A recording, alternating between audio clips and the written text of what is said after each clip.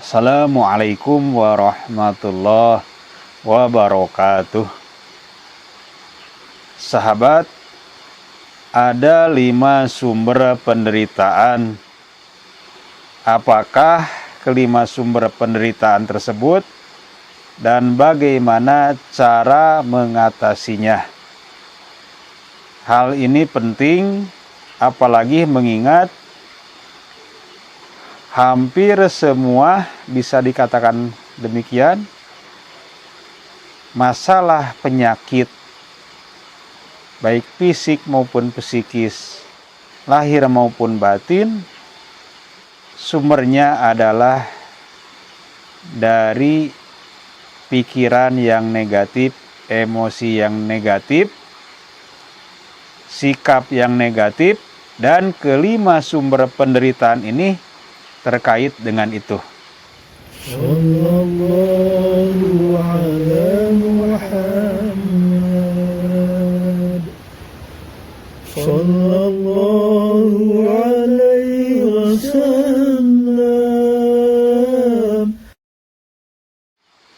Sumber penderitaan yang pertama adalah kita senantiasa menyesali kesalahan masa lalu. Kesalahan, apalagi kesalahannya itu besar, apalagi merupakan dosa yang besar, memang sangat patut disesali. Akan tetapi yang tidak tepat itu jika terus-menerus disesali tanpa ada perubahan kepada diri, tanpa ada perbaikan. Jadi harusnya sesali kesalahan tersebut, dosa tersebut, kemudian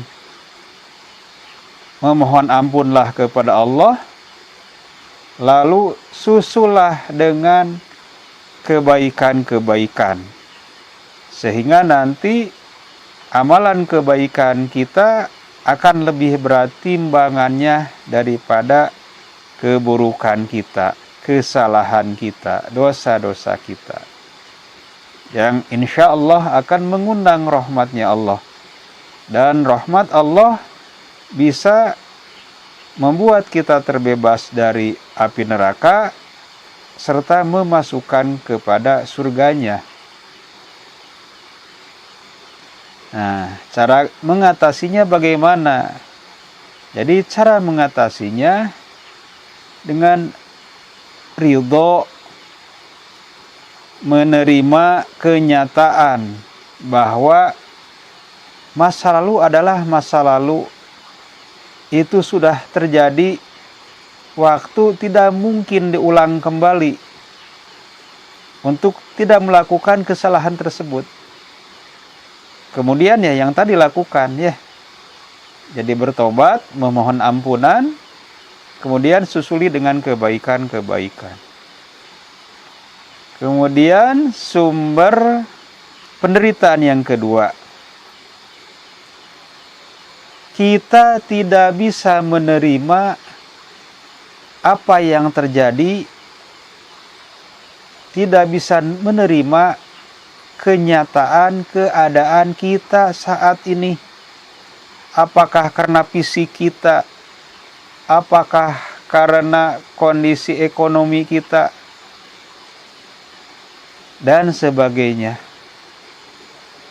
Nah, ini jika hal tersebut tidak segera diatasi, maka menjadi sumber penderitaan yang akan makin memperparah derita yang ada. Maka segera bebaskan, segera atasi. Bagaimana cara mengatasinya? Sama, dengan menerima, dengan ridho apapun yang terjadi saat ini, apakah itu memang kehendak Allah ataupun akibat ulah kita. Dengan menerima, dengan ridho, maka kita sudah berupaya melepaskan beban, sehingga nanti secara berangsur penderitaan kita akan ringan dan bisa hilang dari diri kita, dari jiwa kita, lahir batin kita. Seperti itu. Kemudian yang ketiga, kita terlalu khawatir akan masa yang akan datang, akan masa depan. Karena masa depan memang belum terjadi ya.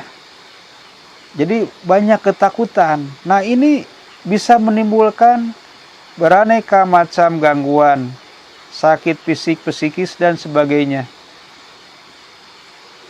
Ini tidak baik, maka harus diatasi. Bagaimana cara mengatasinya?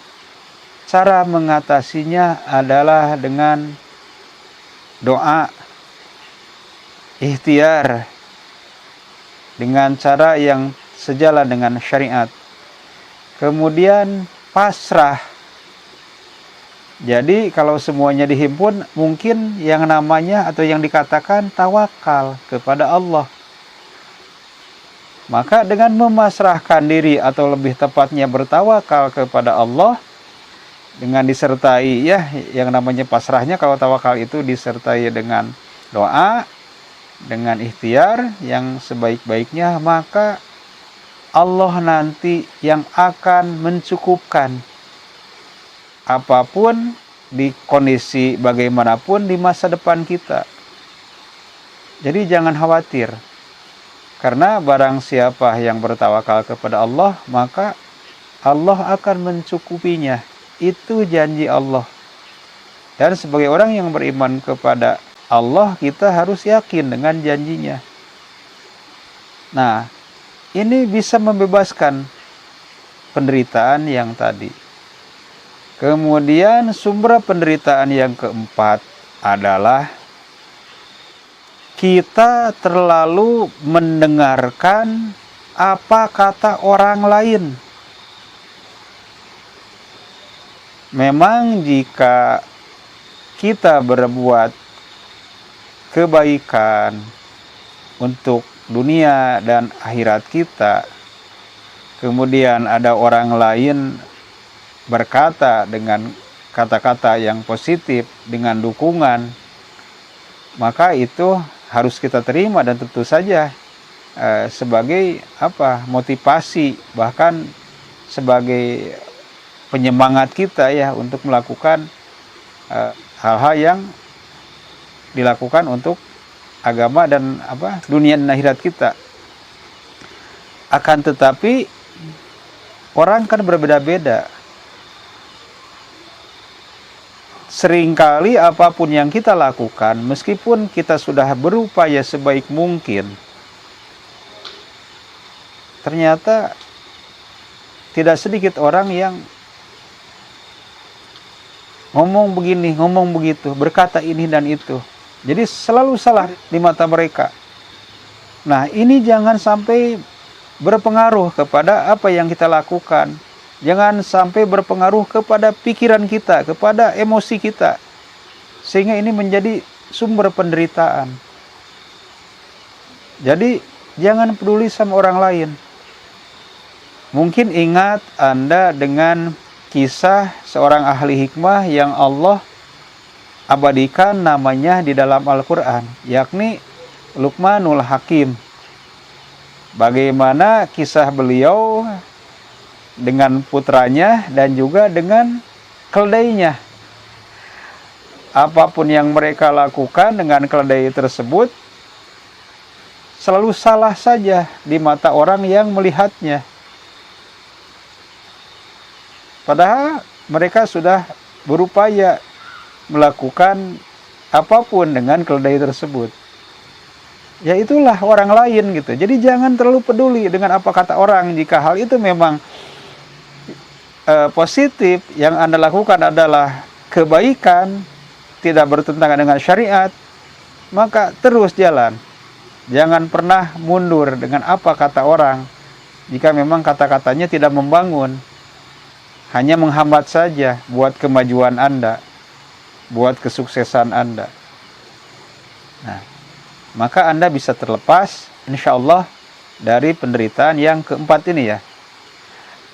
Kemudian yang kelima adalah sulitnya kita untuk memaafkan kesalahan, apalagi kesalahan yang cukup fatal menurut kita dari orang lain yang berbuat salah kepada kita. Ini berat memang.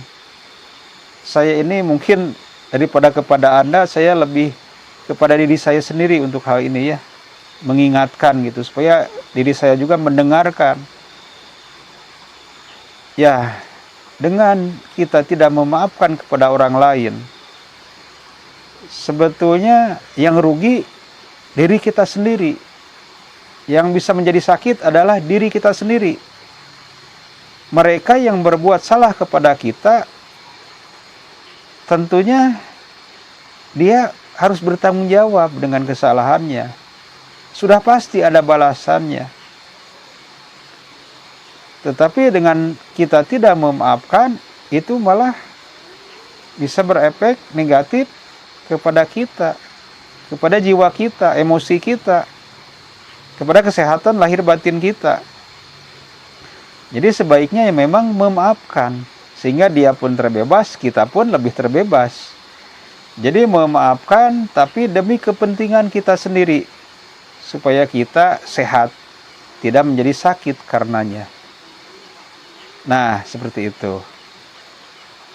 Semoga video singkat ini bisa dipahami ya, dan bermanfaat bagi Anda dan khususnya bagi diri saya sendiri. Wassalamualaikum warahmatullahi wabarakatuh.